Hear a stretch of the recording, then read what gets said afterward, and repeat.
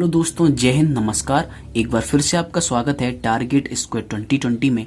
और ये अधिगम प्रश्न श्रृंखला का तीसरा भाग है। जहां तक हम बात करें पहले भाग की, तो पहले भाग में हमने कुल 45 क्वेश्चनों को कवर कर लिया है। अब से आगे 45 के आगे हम 46वें क्वेश्चन से इसको आगे बढ़ाने वाले हैं। तो पहला प्रश्न क्या है कि अधिगम के व्यवहार सिद्धांत के प्रतिपादक हैं। तो अधिगम के व्यवहार सिद्धांत के प्रतिपादक इनमें से कौन है? सबसे पहले बात करते हैं कुर्तलेवन की। तो कुर्तलेवन व्यवहार के सिद्धांत के प्रतिपादक नहीं है, बल्कि वह किस सिद्धांत के प्रतिपादक हैं? अधिगम के ज्ञानात्मक क्षेत्र के सिद्धांत। लेकिन यहाँ क्या पूछा गया है? व्यवहार सिद्धांत पूछा गया है, तो कुर्तलेवन होगा नहीं। बांडुरा भी किसके हैं? ज्ञानात्मक क्षेत्र के सिद्धांत के। और जीन प्याजे ने क्या दिया था? जीन प्याजे ने अपना अधिगम का संज्ञानात्मक विकास दिया था। यानी बालक का संज्ञानात्मक जो विकास होता है वह किस प्रकार से होता है, ठीक है। यानी उनका अधिगम से कोई प्रत्यक्ष रूप से कोई संबंध नहीं है। तो कौन सा ऑप्शन सही होगा? क्लार्कल। कौन सा होगा? क्लार्कल। क्योंकि हमने जो बताए थे कि हमने जो अधिगम के सिद्धांत पढ़े थे वो दो भागों में बांट कर पढ़े हैं। क्या है? पहला एसआर सिद्धांत और दूसरा एसओआर। यानी पहला है क्या? एसआर ठीक है, स्टिमुलस रिस्पॉन्स थ्योरी। और दूसरा क्या है? Stimulus organism response theory. यानी जो पहला जो सिद्धांत है उसे हम कहते हैं साचर के सिद्धांत के नाम से जानते हैं, और दूसरे अधिगम के ज्ञानात्मक क्षेत्र के सिद्धांत के नाम से जानते हैं। तो साचर्यवाद में केवल हमने 4 मनोविज्ञानों को ही पढ़ा है। पहला कौन सा है? पावलव। दूसरा कौन है? थॉर्नडाइक। और तीसरे हैं स्किनर। और चौथे हैं क्लार्क-हल। तो इसका सही आंसर क्या होगा? क्लार्क-हल। कौन सा होगा? क्लार्क-हल, जिन्होंने पुनर्बलन का सिद्धांत दिया है। ठीक है, आगे समझ में। यानी प्रश्न नंबर 46 का कौन सा आंसर सही है? द नंबर जो सही है, यानी चौथा जो है वह विकल्प आपका सही है। अब बात करते हैं प्रश्न नंबर 47 की। प्रश्न नंबर 47 क्या कहता है कि बुरी आदतों को छुड़ाने तथा अच्छी आदतों का निर्माण करने के लिए अधिगम का कौन सा सिद्धांत उपयोगी है? यानी बुरी जो आदतें होती हैं उनको छुड़ाने में तथा अच्छी आदतों के निर्माण में कौन सा अधिगम उपयोगी है? तो पहला दे रखा है समीपता का सिद्धांत। समीपता का सिद्धांत ऐसा कोई भी कौन सा नहीं है, कोई भी अधिगम का प्रकार यह नहीं होता, तो पहला ऑप्शन नहीं होगा। दूसरा क्या है? उद्दीपन परिवर्तन। तो उद्दीपन परिवर्तन कोई है क्या अधिगम? नहीं है कोई परिवर्तन। बात करते हैं क्रिया प्रसूत अनुबंधन की। क्रिया प्रसूत अनुबंधन क्या है? ये क्रिया प्रसूत अनुबंधन, तो ये भी नहीं है, क्योंकि अभी तक तो हमने पढ़ा भी नहीं है क्रिया प्रसूत अनुबंधन तो क्या होता है। तो इसका सही आंसर कौन सा होगा? अनुकूलित अनुक्रिया अनुबंधन। यानी जो पावलोव द्वारा जो दिया गया है अनुकूलित अनुक्रिया। तो अनुकूलित अनुक्रिया अनुबंधन में क्या होता है? कोई बालक होता है वह किसी क्रिया के प्रति क्या हो जाता है? अनुबंधित हो जाता है। उसी प्रकार के अनुबंधन को क्या कहा जाता है? अनुकूलित अनुक्रिया अनुबंधन कहा जाता है। जिसे 1904 में किसने दिया था? 1904 में किसने दिया था? पावलोव ने दिया था। अगर हम बात करें जो पावलोव का जो सिद्धांत है, अनुकूलित अनुक्रिया जो सिद्धांत है, उसी की ये क्या है? एक उपयोगिता है। यानी जो पावलोव का सिद्धांत है उसकी उपयोगिता यह कहती है कि बालकों की आदतों के निर्माण में या स्वभाव के निर्माण में कौन सा अधिगम उपयोगी होता है? अनुकूलित अनुक्रिया अधिगम क्या होता है? उपयोगी होता है। यानी इसका सही आंसर कौन सा होगा? चौथा। कौन सा होगा? चौथा जो आंसर है, यानी 47 का कौन सा आंसर सही हुआ? 47 का चौथा जो आंसर था वो आपका सही हो जाएगा। अब बात करते हैं प्रश्न नंबर 48 की। तो प्रश्न नंबर 48 क्या है? प्रतिवादी अनुबंधन सिद्धांत के प्रतिपादक हैं। क्या दे रखा है? प्रतिवादी अनुबंधन सिद्धांत के प्रतिपादक हैं। तो पहला ऑप्शन है स्किनर, दूसरा है पावलोव, तीसरा है थॉर्नडाइक और चौथा है क्लार्क-हल। और बात करें इन चारों मनोवैज्ञानिकों की, तो ये किसमें आते हैं? साहचर्यवाद में आते हैं। किसमें आते हैं? साहचर्यवाद के प्रतिपादक कहे जाते हैं। जैसे हमने पहले क्वेश्चन में पढ़ा था कि व्यवहार सिद्धांत के प्रतिपादक कौन है, तो व्यवहार सिद्धांत के प्रतिपादक कौन है? क्लार्क-हल है ना। तो ये किसके माने जाते हैं? साहचर्यवाद के प्रतिपादक माने जाते हैं। ठीक है, बाकी की बात करें कुर्तलेवन और बांडुरा की, तो ये किसमें आते हैं? अधिगम के ज्ञानात्मक क्षेत्र के सिद्धांत के अंतर्गत आते हैं। अब इसमें क्या पूछा गया है? प्रश्न नंबर 48 में प्रतिवादी अनुबंधन सिद्धांत के प्रतिपादक हैं। यानी प्रतिवादी अनुबंधन का जो सिद्धांत है वह किसके द्वारा दिया गया है? तो प्रतिवादी अनुबंधन सिद्धांत किसके द्वारा दिया गया है?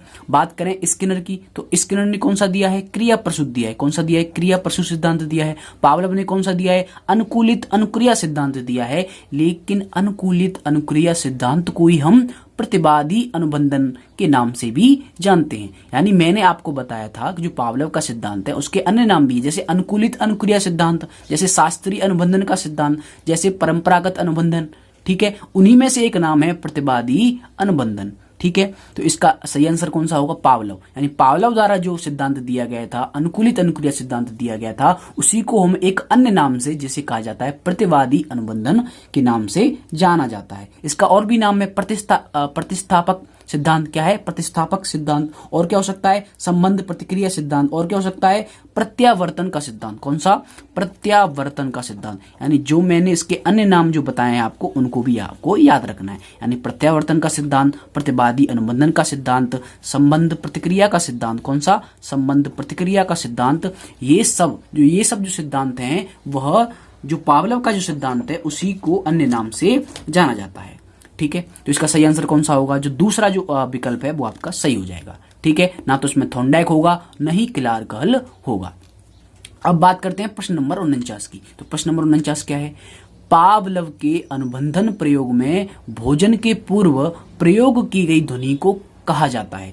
यानी जो पावलोव का जो अनुबंधन जो प्रयोग था, उसमें उन्होंने भोजन के पूर्व जो ध्वनि उपयोग की थी, उसको अनुबंधन की भाषा में क्या कहा जाता है?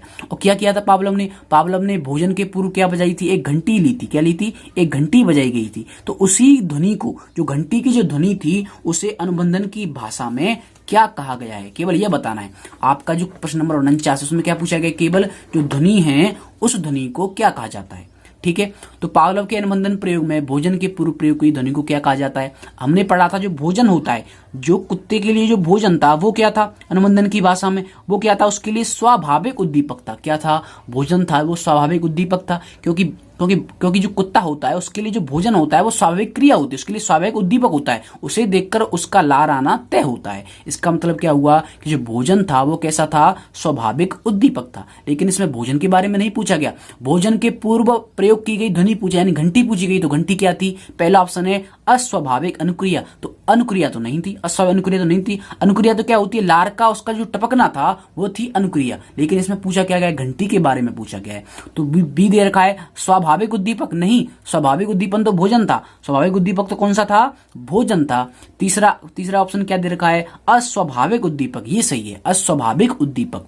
ठीक है, यानी अस्वाभाविक उद्दीपक का क्या मतलब हुआ? Unconditional stimulus. ये क्या था? अस्वाभाविक उद्दीपक। ठीक है, यानी अस्वाभाविक उद्दीपक मतलब क्या हुआ? Conditional stimulus. यानी जो कंडीशनल थी, यानी जो घंटी का जो बजाना था, वो एक क्या था? एक शर्त थी उसकी। ठीक है, घंटी के बाद पहले क्या दिया गया? एक CS दिया गया, फिर उसके बाद क्या दिया गया? UCS। यानी पहले घंटी की आवाज सुनाई गई, फिर क्या दिया गया? उसे स्वाभाविक उद्दीपक दिया गया, जो कि उसके लिए भोजन था। उसके बाद उसने क्या दिखाया? UCR। यानी उसने जो अनकंडीशनल रिस्पॉन्स थी, यानी उसका लार का जो टपकना था, वो कहलाएगा UCR। तो इसका मतलब क्या हुआ? जो भोजन के पूर्व प्रयोग की गई जो ध्वनि थी, उसको क्या कहा जाएगा? अस्वाभाविक उद्दीपक। क्या कहा जाएगा? अस्वाभाविक उद्दीपक, यानी अनुबंधित उद्दीपक। इसको भी कह सकते हैं अनुबंधित उद्दीपक। यानी जो तीसरा जो ऑप्शन है वो उसका सही हो जाएगा। चौथा क्या दे रखा है? स्वाभाविक अनुक्रिया। नहीं, स्वाभाविक अनुक्रिया तो नहीं थी। ठीक है, स्वाभाविक अनुक्रिया क्या होती है? भोजन का, यानी लार का टपकना। भोजन के बाद कुत्ते के द्वारा कुत्ते के मुंह से लार जो टपकती है, उसे कहा जाता है स्वाभाविक अनुक्रिया। और वह किसके कारण होती है? स्वाभाविक उद्दीपक के कारण होती है। यानी स्वाभाविक उद्दीपक कौन सा हुआ? भोजन। और स्वाभाविक अनुक्रिया कौन सी हुई? लार का टपकना। अगर बात करें अस्वाभाविक उद्दीपक की, तो अस्वाभाविक उद्दीपक कौन सा हुआ? घंटी हुई। और अस्वाभाविक अनुक्रिया क्या हुई? भोजन, यानी लार टपकना। ठीक है, तो इसका प्रश्न नंबर 49 का कौन सा ऑप्शन सही हो जाएगा? जो तीसरा जो ऑप्शन दे रखा है वो आपका सही हो जाएगा। ठीक है, अब चलते हैं अगले प्रश्न पर। तो अगला प्रश्न क्या है? प्रश्न नंबर 50। प्रश्न नंबर 50 क्या है कि बालक को विद्यालय तो भेजा जा सकता है, यानी कोई बालक है उसको विद्यालय तो भेजा जा सकता है, लेकिन पढ़ने के लिए बाध्य नहीं किया जा सकता। पढ़ने के लिए बाध्य नहीं किया जा सकता। यहाँ क्या आएगा? किया और आएगा। यानी बालक को पढ़ने के लिए बाध्य नहीं किया जा सकता। यह संबंधित है। यह किससे संबंधित है? पहला दे रखा है प्रभाव के नियम से, या तत्परता का नियम, या तीसरा मानसिक विन्यास का नियम, या चौथा भव प्रतिक्रिया का नियम। तो हमें पता है जो थॉर्नडाइक द्वारा जो प्रयोग किया गया था, एक भूखी बिल्ली पर जो प्रयोग किया गया था, उसके आधार पर उन्होंने कुछ मुख्य नियम दिए थे और कुछ गौड़ नियम दिए थे। 3 ही केवल क्या थे? उनके मुख्य नियम थे, और जो 5 थे वो उनके गौड़ नियम थे। तो वह ये जो लाइन दे रखी वो किससे संबंधित है, आपको ये बताना है। तो पहला दे रखा है प्रभाव का नियम, तो प्रभाव का नियम तो होगा नहीं, प्रभाव का नियम तो होगा नहीं। दूसरा देखे दे रखा है तत्परता का नियम, तो यही हो रहा है तत्परता का नियम, क्योंकि बालक में तब तक तत्परता नहीं होगी तब तक वह पढ़ेगा नहीं। यानी हम केवल उसे विद्यालय तो भेज सकते हैं लेकिन पढ़ने के लिए बाध्य नहीं कर सकते, क्योंकि पढ़ेगा बालक तभी जब उसमें खुद की क्या होगी, तत्परता होगी। या कह सकते हैं तत्परता का जो नियम है उसका उपनियम क्या है, रुचि का नियम। क्या है, रुचि का नियम। यानी तब तक उसमें रुचि नहीं होगी तब तक वह क्या नहीं होगा, तत्पर नहीं होगा, और जब तक तत्पर नहीं होगा तब तक वह अधिगम नहीं कर सकता। तो इसका जो संबंध है वो किससे है, तत्परता के नियम से इसका संबंधित है। ठीक है, मानसिक विन्यास के नियम से बिल्कुल भी संबंधित नहीं है, क्योंकि मानसिक विन्यास किस पर बल देता है, जो मानसिकता होती है। यानी बालक अगर किसी विषय को कठिन बना लेता है तो वह उसकी मानसिकता के आधार पर ही बनाता है, या किसी विषय को सरल बनाता है तो वह अपनी मानसिकता के आधार पर ही बनाता है। ठीक है, लेकिन इसमें ऐसा कुछ पूछा नहीं गया है। यानी प्रश्न नंबर 50 का कौन सा ऑप्शन सही रहेगा, जो दूसरा जो ऑप्शन है यानी तत्परता का जो नियम है वह इस पर लागू होता है। अब बात करते हैं प्रश्न नंबर 51 की। तो प्रश्न नंबर 51 क्या है, इसको ध्यान से समझना है कि एक परीक्षण में, यानी कोई एक परीक्षण किया गया, तो एक परीक्षण में सफेद चूहों ने उस रास्ते पर जाना छोड़ दिया। यानी एक परीक्षण में क्या हुआ कि सफेद चूहे थे और उस सफेद चूहों में क्या किया गया, अलग अलग उनके लिए रास्ते चुने गए। यानी उनके लिए अलग अलग क्या थे, रास्ते थे। लेकिन क्या हुआ कि एक परीक्षण में सफेद चूहों ने उस रास्ते पर जाना छोड़ दिया जिस पर उन्हें बिजली का धक्का लगा। यानी एक परीक्षण में क्या किया, चूहों के सामने कई रास्ते रखे गए, तो एक रास्ते में क्या था, बिजली का करंट था, यानी बिजली का धक्का लग रहा था। तो उन्होंने क्या किया, एक टाइम ऐसा आया कि उन्होंने उस रास्ते को बिल्कुल ही जाना छोड़ दिया। यानी पहले तो उन्हें पता नहीं था, ठीक है, पहले तो सभी जो रास्ते थे उनके लिए समान थे, लेकिन जब बाद में जब उन्हें अनुभव हुआ कि इस रास्ते में तो बिजली के धक्के लग रहे हैं, बिजली का करंट लग रहा है, तो उस रास्ते को उन्होंने छोड़ दिया। तो यह जो प्रयोग हुआ तो वह किससे संबंधित है, ठीक है, वह किस नियम पर आधारित है। यानी जो सफेद चूहे थे उन्होंने उस रास्ते पर जाना क्यों छोड़ दिया, यह किससे संबंधित है। तो पहला दे रखा है प्रभाव का नियम, दूसरा दे रखा है रुचि का नियम, तीसरा दे रखा है सादृश्यता का नियम, और चौथा दे रखा है अभ्यास का नियम। ठीक है, यानी अभ्यास नियम। तो इसका सही आंसर कौन सा होगा, प्रभाव का नियम। कौन सा होगा, प्रभाव का नियम। क्योंकि थॉर्नडाइक ने क्या बताया था कि हम जब भी कोई क्रिया करते हैं, कोई भी क्रिया, ठीक है, कोई भी क्रिया या अनुक्रिया करते हैं या कोई कार्य करते हैं, तो उसका जो परिणाम जो आता है, उसका क्या होता है, जो परिणाम आता है वह हमें प्रभावित करता है। अगर हमारा जो प्रभाव है, अगर परिणाम सकारात्मक आता है तो हमें संतोष की, ठीक है, संतोष की क्या होती है, अनुभूति होती है। और जब परिणाम नकारात्मक आता है तो असंतोष की अनुभूति होती है। तो इसमें क्या हुआ कि जब चूहे जब उस रास्ते को, जब बिजली वाले धक्के वाले रास्ते को चुना तो उन्हें धक्का लगा, और जब उन्हें धक्का लगाया, जब धक्का लगा तो परिणाम कैसा आया, नकारात्मक आया। उनके लिए कैसा आया, नकारात्मक आया। और उस नकारात्मक प्रभाव के कारण ही उन्होंने उस रास्ते पर जाना छोड़ दिया। यानी इसका मतलब क्या हुआ, प्रभाव का नियम यहां पर लागू हुआ। यानी प्रश्न नंबर 51 का सही आंसर क्या है, प्रभाव का नियम। बाकी के जो तीन जो नियम है वो इस पर लागू नहीं होते। ना तो रुचि का नियम लागू होता, ना सादृश्यता का नियम लागू होता, और ना ही अभ्यास का नियम लागू होता। ठीक है, तो आपको याद रखना है प्रश्न नंबर 51 का पहला ऑप्शन सही होगा इसमें, प्रभाव का नियम। और प्रभाव के जो नियम है वो थॉर्नडाइक द्वारा दिया गया है, और ये मुख्य नियमों से एक नियम है। और प्रभाव का जो नियम है उसके उपनियम कौन से हैं, संतोष व असंतोष। ठीक है, संतोष व असंतोष का जो नियम है वह प्रभाव का जो नियम है उसका उपनियम है। ठीक है, तो ये हुआ प्रश्न नंबर 51। अब चलते हैं आगे, अब बात करते हैं प्रश्न नंबर 52 की। तो प्रश्न नंबर 52 क्या है कि छात्र शिक्षक की आवाज की नकल करता है। यानी कोई छात्र है वह शिक्षक की आवाज की क्या कर रहा है, नकल कर रहा है। तो R.M. गेने यानी जो रॉबर्ट M. गेने हैं उनके द्वारा जो अधिगम बताए गए हैं तो किस अधिगम सिद्धांत पर आधारित है। यानी जो रॉबर्ट M. गेने ने जो 8 प्रकार के जो अधिगम बताए हैं उनमें से कौन से प्रकार का अधिगम है। तो हम जानते हैं कि जो छात्र है वो शिक्षक की क्या कर रहा है, नकल कर रहा है। तो इसका मतलब क्या हुआ, पहला दे रखा है ऑप्शन नियम अधिगम, दूसरा संकेत अधिगम, तीसरा प्रत्यय अधिगम, और चौथा समस्या समाधान अधिगम। ठीक है, तो बात करें नियम अधिगम की, तो नियम अधिगम को ही कहते हैं हम सिद्धांत अधिगम। क्या कहते हैं, नियम अधिगम का ही दूसरा नाम क्या है, सिद्धांत अधिगम। तो इसमें जो छात्र है वह क्या करेगा, देखो जो नियम अधिगम है, जो प्रत्यय अधिगम है और जो समस्या समाधान अधिगम है वह तीनों ही उच्च श्रेणी के अधिगम माने जाते हैं। यानी जो नियम अधिगम है और प्रत्यय अधिगम है और समस्या समाधान अधिगम है वह तीनों ही क्या है, उच्च श्रेणी के अधिगम माने जाते हैं। ठीक है, तो इसमें क्या कर रहा है, केवल जो छात्र है वह शिक्षक की नकल कर रहा है, यानी शिक्षक जैसा संकेत करता है, वह जैसी भाषा का प्रयोग करता है, उसी सांकेतिक भाषा का प्रयोग कौन कर रहा है, कौन कर रहा है, छात्र कर रहा है। तो इसका मतलब क्या हुआ कि जो छात्र है वो कौन से प्रकार का अधिगम कर रहा है, संकेत अधिगम कर रहा है। यानी 52 प्रश्न का कौन सा आंसर सही होगा, जो दूसरा जो आंसर है वो आपका सही हो जाएगा। यानी इसमें क्या हुआ, संकेत अधिगम, जो छात्र है वो शिक्षक की क्या कर रहा है, नकल कर रहा है, उसके संकेतों के आधार पर वो क्या कर रहा है, अपना अधिगम कर रहा है, इसलिए इसका आंसर कौन सा होगा, संकेत अधिगम होगा। ठीक है, बाकी के जो तीनों जो हैं, जो अधिगम है वो उच्च श्रेणी के अधिगम माने जाते हैं, लेकिन जो संकेत अधिगम है वह रॉबर्ट एम गेने के अनुसार कौन सा अधिगम है, सबसे निम्न श्रेणी का अधिगम है। कैसा है, निम्न श्रेणी का अधिगम है। इसमें क्या पाया जाता है, इसमें तर्क व चिंतन का क्या पाया जाएगा, अभाव पाया जाता है। यानी जो संकेत अधिगम है इसमें तर्क व चिंतन का क्या पाया जाएगा, अभाव पाया जाएगा। बाकी जो तीनों हैं उनमें जो तर्क होगा, जो चिंतन होगा, वह उच्च श्रेणी का पाया जाता है। तो इस आधार पर प्रश्न नंबर 52 का कौन सा आंसर सही हुआ, जो दूसरा जो आंसर है वो आपका सही हो जाएगा।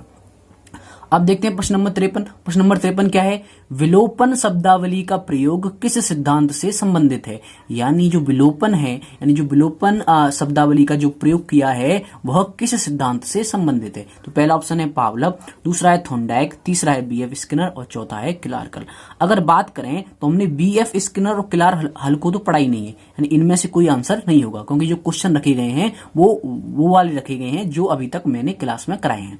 ठीक है, तो यानी बीएफ स्किनर क्लार्क हल में से कोई होगा नहीं। अब बात करते हैं पावलव की और थॉर्नडाइक की। तो थॉर्नडाइक ने ऐसी कोई शब्दावली, ऐसी किसी भी शब्दावली का प्रयोग नहीं किया है। तो एक ही आंसर है कौन सा, पावलव। कौन सा है, पावलव। यानी हमें पता है, हमने पढ़ा था कि जो पावलव का जो सिद्धांत था, जो क्या था, अनुकूलित अनुक्रिया का सिद्धांत था, उसमें कुछ विशेष शब्दावलियों का उन्होंने प्रयोग किया था, जिसमें हुआ विलोपन हुआ, और भी क्या था, एक था सामान्यीकरण, एक था क्या था, सामान्यीकरण, और एक था पुनः प्रकटीकरण। यानी इस प्रकार से जो 3 शब्दावली थी वो मैंने आपको बताई थी। यानी 53 का कौन सा आंसर सही होगा, पावलव। यानी जो विलोपन जो शब्दावली है वह किस सिद्धांत से संबंधित है, पावलव के अनुकूलित अनुक्रिया सिद्धांत से संबंधित है। और विलोपन होता क्या है, विलोपन वो होता है कि जब पावलव जब प्रयोग कर रहे थे, तो जब घंटी के बाद जब भोजन देना बंद कर दिया जाएगा, ठीक है, यानी जब अस्वाभाविक उद्दीपक के बाद स्वाभाविक उद्दीपन अगर बंद कर दिया जाए, तो जो कुत्ता होगा वह अपनी प्रतिक्रिया को क्या करेगा, भूल जाएगा। क्या करेगा, अपनी प्रतिक्रिया को देना भूल जाएगा। तो इसी पूरे प्रभाव को क्या कहते हैं, विलोपन कहा जाता है। ठीक है, आपको मैंने विस्तार से उस वीडियो में बताया है। अब बात करते हैं प्रश्न नंबर 54 की। प्रश्न नंबर 54 क्या है कि तकिया कलाम का प्रयोग करना किस प्रकार की आदत है। यानी कोई बालक होता है, वह बार बार अपने वाक्यों के बाद क्या प्रयोग करता है, तकिया कलाम का प्रयोग करता है। तो वह किस प्रकार की उसकी आदत है। पहला ऑप्शन है शारीरिक अभिलाषा संबंधी, दूसरा है भावना संबंधी, तीसरा भाषा संबंधी और चौथा विचार संबंधी। अगर बात करें आदतों की, तो जो वैलेंटाइन जो वैज्ञानिक थे, जो मनोवैज्ञानिक थे, उन्होंने 7 प्रकार की आदतों का क्या किया था, उल्लेख किया था। उन्हीं में से ये क्या है, उनके प्रकार हैं। तो ये मैंने बताया था, जो तकिया कलाम होता है वह किस प्रकार की आदत होती है, उसकी भाषा संबंधी आदत होती है। क्या होती है, भाषा संबंधी उसकी आदत होती है। यानी तकिया कलाम का प्रयोग कब किया जाता है, कोई बालक जब भाषा का प्रयोग कर रहा होता है, तब वो कहीं किन्हीं शब्दों में क्या करता है, तकिया कलाम का प्रयोग करता है। इसका आंसर सही कौन सा हो गया, जो तीसरा जो ऑप्शन है, वो भाषा संबंधी जो आदत है वो उसका सही आंसर है। देखो, शारीरिक अभिलाषा संबंधी आदत होगा नहीं, क्योंकि शारीरिक अभिलाषा संबंधी में जितने भी जो शरीर से संबंधित जो आदतें होती हैं, जैसे क्या हुआ, दुर्व्यसन हुआ, जैसे शराब पीना हुआ, जैसे धूम्रपान करना हुआ, जैसे चाय पीना हुआ, तो ये क्या है, जो शारीरिक अभिलाषा, यानी जो शरीर जो इच्छा करता है, ऐसी जो हम पेय पदार्थ पीते हैं, तो वह किससे संबंधित होती हैं, शारीरिक अभिलाषा संबंधी आदतें होती हैं। अब बात करें भावना संबंधी, तो भावनाओं में क्या होता है, प्रेम आता है, क्रोध आता है, दया आती है, सहानुभूति आती है। तो ये जो आदतें हैं वो होती हैं भावना संबंधी आदतें। अगर भाषा संबंधी आदतों की बात करें, तो जो भाषा से संबंधित, जैसे तकिया कलाम का प्रयोग करना, या कह सकते हैं अपशब्द का प्रयोग करना, अशुद्ध विचारों का प्रयोग करना, वो किसमें आता है, भाषा संबंधी आदतों में। अगर बात करें विचार संबंधी, तो विचार संबंधी आदतें कौन सी होती हैं, विचार संबंधी जैसे किसी बालक के मन में अच्छे विचार आते हैं, किसी बालक के मन में बुरे विचार आते हैं, किसी में सकारात्मक आते हैं, धनात्मक आते हैं। तो जो उसकी जो आदत बन जाती है वो होती है उसकी विचार संबंधी आदतें। लेकिन इसमें पूछा किसके लिए गया है, तकिया कलाम का प्रयोग करना। तो इस तकिया कलाम का प्रयोग करना किस प्रकार की आदत है, भाषा संबंधी आदत है।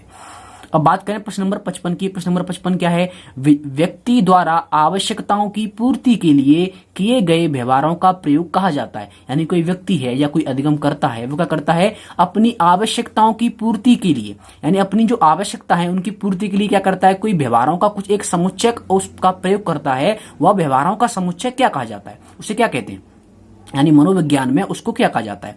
पहला ऑप्शन है अभिरुचि, दूसरा है मनोवृत्ति, तीसरा है आदत और चौथा है सामाजिक कौशल। तो आपको याद रखना है, जब भी व्यक्ति किसी समाज में रहता है, ठीक है, किसी समूह में रहता है, तो उसकी जो आवश्यकताएं होती हैं उनकी पूर्ति के लिए वो क्या करता है? कुछ सामाजिक कौशलों का प्रयोग करता है, यानी कुछ व्यवहारों का प्रयोग करता है। और इन्हीं व्यवहारों को यानी इन्हीं कौशलों को क्या कहा जाता है? सामाजिक कौशल कहा जाता है। यानी सोशल जो उसके स्किल होते हैं उसी का प्रयोग करके वह समाज में अपना जीवन यापन कर पाता है। इसका मतलब क्या हुआ कि जो व्यक्ति द्वारा अपनी आवश्यकताओं की पूर्ति के लिए किए गए व्यवहारों का प्रयोग क्या कहा जाता है? सामाजिक कौशल कहा जाता है। ना तो होगा अभिरुचि, ना होगी मनोवृत्ति और ना होगी आदत। ठीक है, क्योंकि अभिरुचि क्या होती है? रुचि का भविष्य मानी जाती है अभिरुचि, तो इससे कोई संबंधित नहीं है। मनोवृत्ति बात करें तो किसी वस्तु या किसी दूसरे के प्रति जो हमारा नजरिया होता है, जो हमारा दृष्टिकोण होता है, उसे क्या कहते हैं? अभिवृत्ति या मनोवृत्ति कहते हैं। इससे कोई संबंधित नहीं है। अगर बात करें आदत की, तो आदत क्या होता है?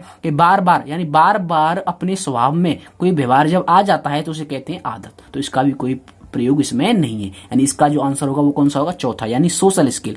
और अब बात करें जो एमफी मुफात ने भी ये कहा है कि जो सामाजिक कौशल होते हैं वो किसकी उपज होती हैं? जो सामाजिक जो वातावरण होता है वह उसकी सामाजिक कौशल क्या होते हैं? उसकी उपज होते हैं। ठीक है, तो इसका सही आंसर कौन सा हो गया? सामाजिक कौशल। अब बात करते हैं प्रश्न नंबर 56 की। प्रश्न नंबर 56 क्या है? सीखना है। क्या एक बिल्कुल बेसिक सा क्वेश्चन दिया है, सीखना है। ठीक है, तो सीखना तो बहुत दिनों से पढ़ते आ रहे हैं। तो सीखना क्या है? पहला ऑप्शन दे रखा है विकास, दूसरा दे रखा है अनुकूलन, तीसरा दे रखा है परिवर्तन और चौथा दे रखा है उपयुक्त सभी। तो सीखना क्या है? तो सीखना क्या है? अगर बात करें विकास, क्या विकास है सीखना? बिल्कुल, क्योंकि अगर बात करें वुडवर्थ के अनुसार तो सीखना एक विकास की प्रक्रिया है। यानी सीखना भी किसके अंतर्गत आता है? एक विकास के अंतर्गत आता है। यानी सीखने को भी हम विकास का क्रम कह सकते हैं। यानी पहला तो सही लग रहा है। दूसरा बात करें परिवर्तन, क्या सीखना परिवर्तन है? बिल्कुल, परिवर्तन तो है ही। भले ही इसमें स्थायी अस्थायी नहीं दिया गया, लेकिन परिवर्तन अगर बात करें सामान्य रूप से परिवर्तन तो है ही। व्यवहार में क्या है? परिवर्तन तो है ही। ठीक है, अगर बात करें तीसरे ऑप्शन की तो क्या है? अनुकूलन। तो सीखना क्या अनुकूलन है? बिल्कुल, स्किनर के अनुसार, स्किनर की जो परिभाषा पढ़ी है वो ये कहती है कि व्यवहार में उत्तरोत्तर अनुकूलन की जो प्रक्रिया होती है उसे क्या कहते हैं? या सामंजस्य की जो प्रक्रिया होती है उसे कहते हैं अनुकूलन, उसी को कहते हैं सीखना। यानी पहला भी लग रहा है, दूसरा भी लग रहा है और तीसरा भी सही है। यानी इसका सही आंसर कौन सा हो गया? उपयुक्त सभी। यानी जो चौथा जो ऑप्शन है वह सीखने के रूप में सही है। ठीक है, उपयुक्त सभी। अब बात करते हैं प्रश्न नंबर 57। प्रश्न नंबर 57 क्या है? सादृश्यता का नियम है। जो सादृश्यता का जो नियम है वह कौन सा नियम है? अगर बात करें पहले ऑप्शन की, क्या मुख्य नियम है, क्या उपनियम है, क्या गौण नियम है, क्या मुख्य व गौण नियम दोनों हैं? तो हमने पढ़ा है सादृश्यता का नियम। और सादृश्यता का नियम किसमें पढ़ा था? सादृश्यता का नियम हमने जो थोंडैक जो मनोवैज्ञानिक थे, जिन्हें शिक्षा मनोविज्ञान का जनक कहा जाता है, उन्होंने जो प्रयोग किया था, जो भूखी बिल्ली पर प्रयोग किया था, उसके आधार पर उन्होंने 3 मुख्य नियम दिए और 5 गौण नियम दिए। क्या दिए? 3 मुख्य नियम और 5 गौण नियम दिए। तो उन्हीं 5 जो गौण नियम थे उन्हीं में से कौन सा एक सादृश्यता का नियम। यानी जब कोई अधिगम करता किसी कार्य को अपने सामने होता हुआ देखता है, यानी सादृश्य रूप से जब देखता है, तो वह उसके व्यवहार में क्या हो जाता है? उसका आत्मीकरण वह कर लेता है। ठीक है, तो सादृश्यता का नियम कौन सा है? एक गौण नियम है। क्या है? गौण नियम। ना तो मुख्य नियम है, ना ही किसी मुख्य नियम का उपनियम है। तो कौन सा है? गौण नियम। कौन सा है? गौण नियम। और चौथा ऑप्शन होगा नहीं, क्योंकि इसमें दे रखा है मुख्य व गौण नियम। या तो मुख्य हो सकता है कोई नियम, या कोई गौण हो सकता है। तो मुख्य व गौण दोनों तो होंगे नहीं। तो इसका सही आंसर कौन सा हो गया? जो तीसरा जो ऑप्शन है, जो गौण नियम है। क्योंकि जो सादृश्यता का जो नियम है वो कौन सा है? गौण नियम के अंतर्गत आता है, जो कि थोंडैक द्वारा दिया गया था। अब बात करते हैं प्रश्न नंबर 58 की। तो प्रश्न नंबर 58 क्या कहता है? कि रुचि होती है। अभी हमने पढ़ा है रुचि क्या होती है। ठीक है, रुचि हम बात करें तो यह किसने दिया था? विलियम जेम्स के द्वारा 1890 में जो पुस्तक प्रकाशित की थी, ठीक है, द प्रिंसिपल ऑफ साइकोलॉजी। उसमें जो आत्म संप्रत्यय जो दिए गए थे उनमें से एक आत्म संप्रत्यय है रुचि। यानी जो 6 आत्म संप्रत्यय दिए गए थे उनमें से एक कौन सा संप्रत्यय है? रुचि। एक क्या है? संप्रत्यय है। तो रुचि होती है। पहला ऑप्शन दे रखा है जन्मजात, दूसरा दे रखा है अर्जित, तीसरा दे रखा है मुख्यतः जन्मजात। क्या दे रखा है? मुख्यतः जन्मजात। और चौथा ऑप्शन है जन्मजात व अर्जित दोनों। तो हमें पता है रुचि क्या होती है? ना तो जन्मजात होती है, भले ही रुचि क्या होती है, जन्मजात होती है, यानी केवल जन्मजात नहीं होती, यानी जन्मजात तो होती है रुचि। बात करें दूसरे ऑप्शन की अर्जित, तो बिल्कुल रुचि क्या होती है, अर्जित भी की जाती है। और स दे रखा है मुख्यतः जन्मजात, तो मुख्यतः जन्मजात तो नहीं होती, वो क्या होती है, वह जन्मजात भी होती है और अर्जित भी होती है। यानी पहला केवल अगर ये होता केवल जन्मजात तो ये नहीं होता, केवल अर्जित होता तो भी नहीं होता। तो सही ऑप्शन क्या रहेगा इसमें, सटीक आंसर क्या रहेगा, जन्मजात व अर्जित दोनों। यानी जब एक साथ होती है, यानी रुचि को कहा जा सकता है वो जन्मजात भी हो सकती है या उसका अर्जन भी किया जाता है। यानी जो इसका चौथा जो आंसर है वो आपका सही हो जाएगा। अब देखते हैं प्रश्न नंबर 59। तो प्रश्न नंबर 59 क्या है कि गणित के प्रश्नों को हल करने में कौन सा नियम प्रयुक्त होता है। यानी जो गणित के प्रश्न जो बालक हल करता है तो वह किस सिद्धांत का प्रयोग करता है। यानी गणित के प्रश्नों को हल करने में वह जो अधिगम कर रहा होता है वह उसमें कौन सा नियम प्रयुक्त होता है या कौन सा सिद्धांत उसमें प्रयुक्त होता है।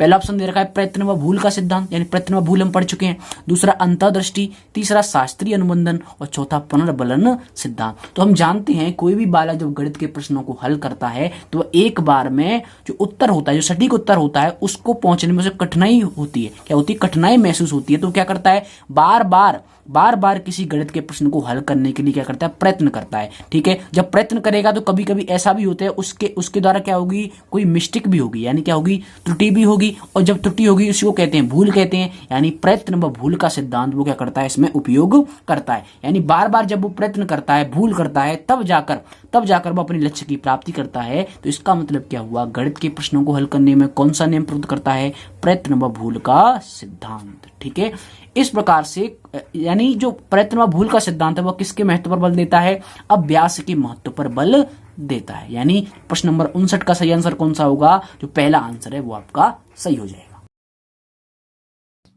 अब बात करते हैं प्रश्न नंबर 60 की। तो प्रश्न नंबर 60 क्या है, पावलव के प्रयोग में भोजन को अनुबंधन की भाषा में कहा जाता है। ये आपके 4 विकल्प दे रखे हैं, इसका आंसर मुझे आप कमेंट बॉक्स में दीजिएगा। इसका जो आंसर होगा वो मैं अगले वीडियो सीरीज में इसको बात करते हैं प्रश्न नंबर 61 की। तो प्रश्न नंबर 61 क्या है कि निम्न में से कौन सा कथन अधिगम की प्रक्रिया को उचित ढंग से प्रस्तुत करता है। यानी जो 4 कथन दे रखे हैं उनमें से ऐसा कौन सा कथन है जो अधिगम की प्रक्रिया को उचित ढंग से प्रस्तुत करता है। तो पहला ऑप्शन क्या है, पहला ऑप्शन है व्यवहार में परिवर्तन, दूसरा सामाजिक व्यवहार में परिवर्तन, तीसरा कक्षा कक्ष में परिवर्तन और चौथा संवेदनाओं में परिवर्तन। तो हमें देख के पता चल रहा है कि जो स और जो द ऑप्शन यानी जो तीसरे और चौथे जो ऑप्शन है वो तो हो नहीं सकते। यानी कक्षा कक्ष में परिवर्तन क्या अधिगम कहलाता है, कभी भी नहीं। ठीक है, और ये दे रखा है संवेदनाओं में परिवर्तन, तो ये भी अधिगम नहीं कहलाता। यानी तीसरा और चौथा ऑप्शन तो इसका हो ही नहीं सकता। अब बात करते हैं पहले और दूसरे की। तो पहला दे रखा है व्यवहार में परिवर्तन, तो हमें पता है जो अधिगम होता है वह व्यवहार में परिवर्तन होता है। लेकिन दूसरे ऑप्शन में क्या दे रखा है, सामाजिक व्यवहार में परिवर्तन। तो ये याद रखना है कि हमेशा अधिगम के लिए कभी भी ये नहीं कहा जाता कि वो सामाजिक व्यवहार में परिवर्तन होता है। ठीक है, वो तो केवल क्या माना जाता है, व्यवहार में परिवर्तन माना जाता है, चाहे वो किसी भी प्रकार के व्यवहार में हमारा परिवर्तन हो। यानी इसका जो सही आंसर कौन सा होगा, व्यवहार में परिवर्तन। कौन सा होगा, उचित ढंग से। क्या बात कर रहा है इस प्रश्न में, उचित ढंग से अधिगम की प्रक्रिया को कौन प्रस्तुत कर रहा है। तो जो पहला कथन है, जो व्यवहार में जो परिवर्तन है, वही इस अधिगम की प्रक्रिया को क्या कर रहा है, प्रस्तुत कर रहा है। यानी दूसरा ऑप्शन इसमें भी नहीं होगा। ठीक है, केवल सामाजिक व्यवहार में परिवर्तन नहीं होता, यानी केवल सामाजिक व्यवहार में ही परिवर्तन नहीं होता, उसके नैतिक व्यवहार में, उसके भाषाई व्यवहार में, यानी जो भी उसका जो ओवरऑल जो उसका व्यवहार होता है उसमें वो क्या दिखाई देने लगता है, उसमें परिवर्तन देखा जा सकता है। यानी इसका सही आंसर कौन सा होगा, जो पहला जो आंसर है वो आज का सही हो जाएगा। अब बात करते हैं प्रश्न नंबर 62 की। प्रश्न नंबर 62 क्या है, सीखना आदतों के निर्माण की प्रक्रिया है। बात करेंगे जो सीखना है वह आदतों के निर्माण की प्रक्रिया है। तो यह किसका कथन है। अगर बात करें तो इसके बारे में पहला ऑप्शन दे रखा है रायबर्न, दूसरा दे रखा है एमपी मुफात, तीसरा वैलेंटाइन और चौथा लाडेल।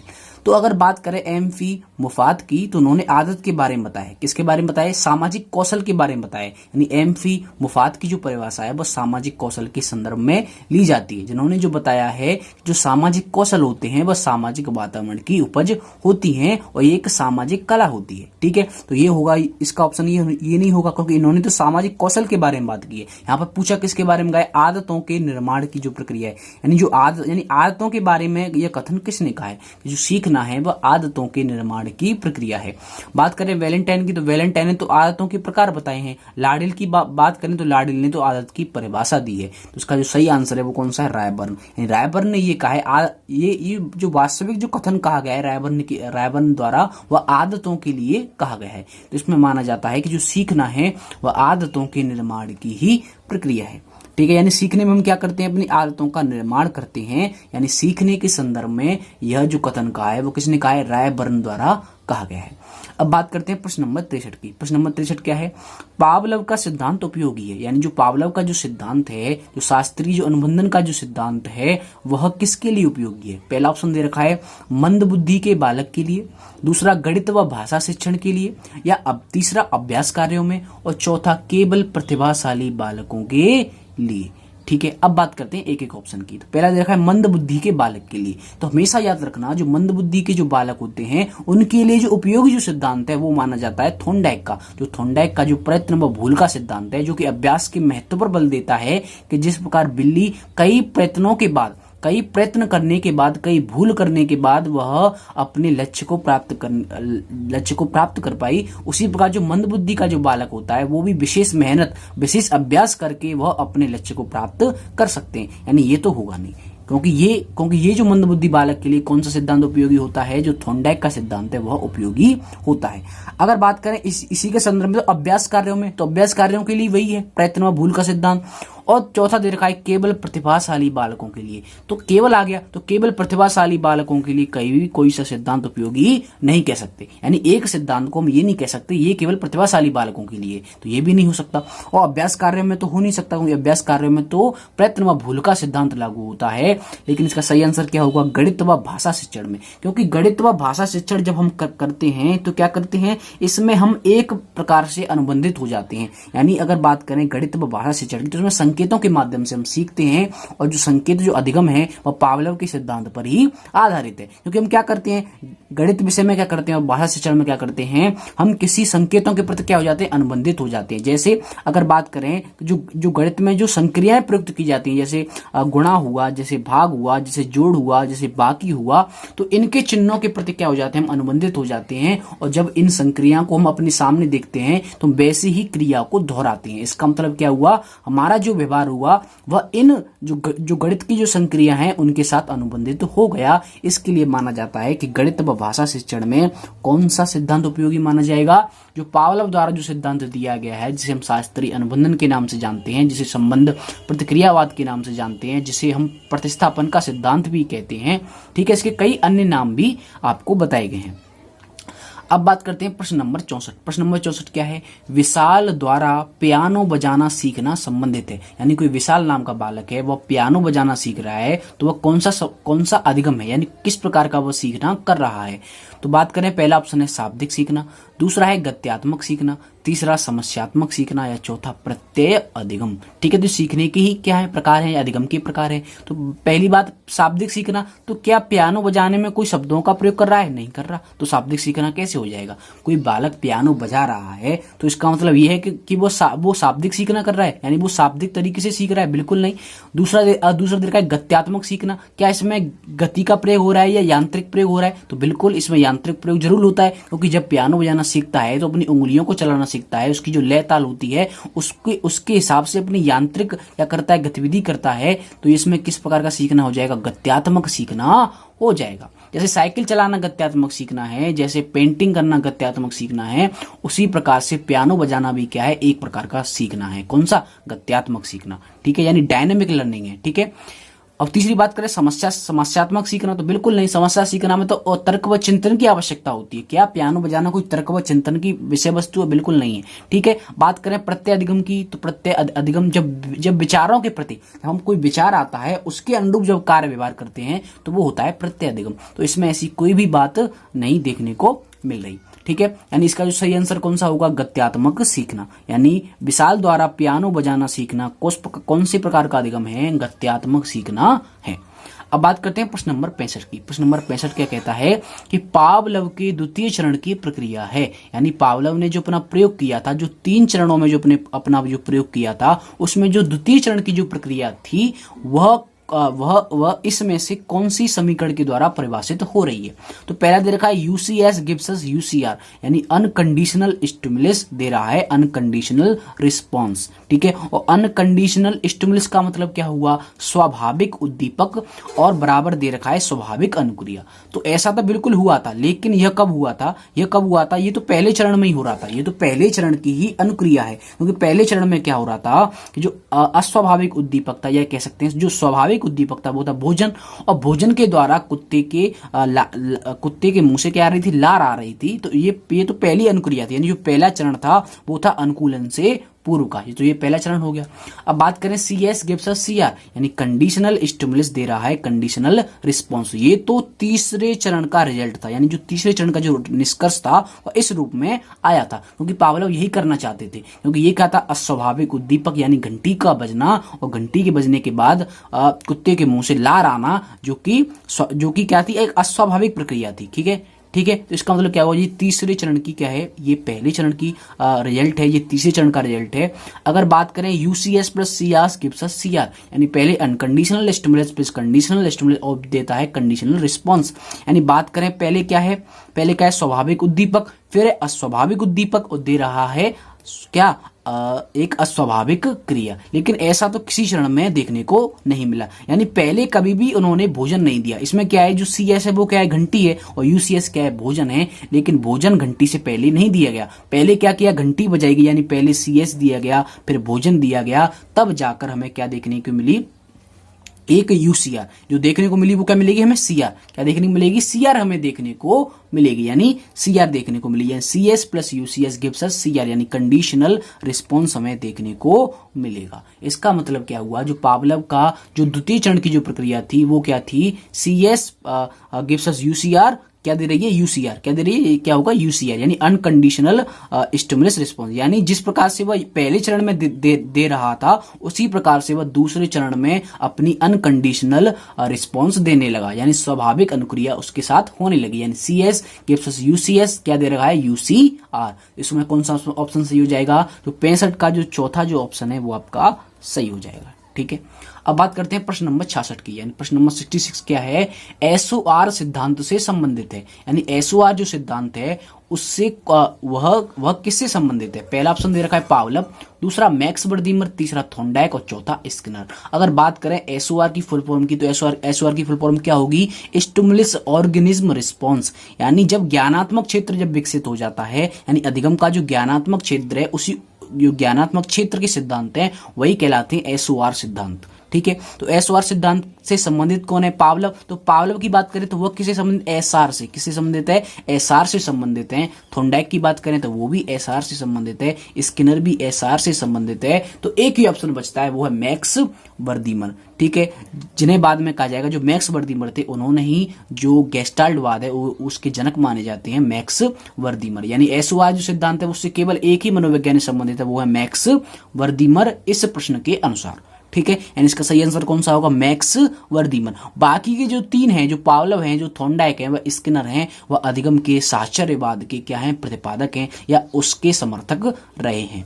अब बात करते हैं हमारा जो लास्ट का जो क्वेश्चन है, प्रश्न नंबर 67, प्रयास व त्रुटि का विचार सर्वप्रथम दिया गया। तो जो प्रयास व त्रुटि का जो विचार था वो सर्वप्रथम थॉर्नडाइक ने दिया था, आपको पता है, क्योंकि थॉर्नडाइक ने अपने जीवन में 1890 से लेकर 1913 तक 1890 से लेकर 1913 तक कई जीव जंतुओं पर प्रयोग किए थे। तो उसी समय क्या हुआ था, उन्होंने प्रयास व त्रुटि का विचार अपना सर्वप्रथम दिया था कि कोई भी प्राणी, कोई भी अधिगमकर्ता, कोई भी शिक्षार्थी प्रयास व त्रुटि द्वारा ही सीखता है। तो वह जो विचार दिया था वो सर्वप्रथम दिया गया था 1898 में, मैंने आपको बताया है। यानी 1898 में ही सर्वप्रथम थॉर्नडाइक ने प्रयास व त्रुटि का विचार दिया था, और 1913 में उन्होंने वह प्रयोग किया, जिसके आधार पर उन्होंने 3 मुख्य नियम और 5 गौड़ नियम प्रतिपादित किए। तो इस प्रकार से आपका जो आप आज की जो क्वेश्चन है वह 67 तक आपके हो जाते हैं। अगली वीडियो जो आप प्रश्न श्रृंखला आएगी उससे आगे हम 67 से आगे देखेंगे। तब तक के लिए आपका बहुत बहुत धन्यवाद। इसको देखते रहिए, लाइक कीजिए, शेयर कीजिए और इस चैनल को आप सब्सक्राइब भी कर लीजिए।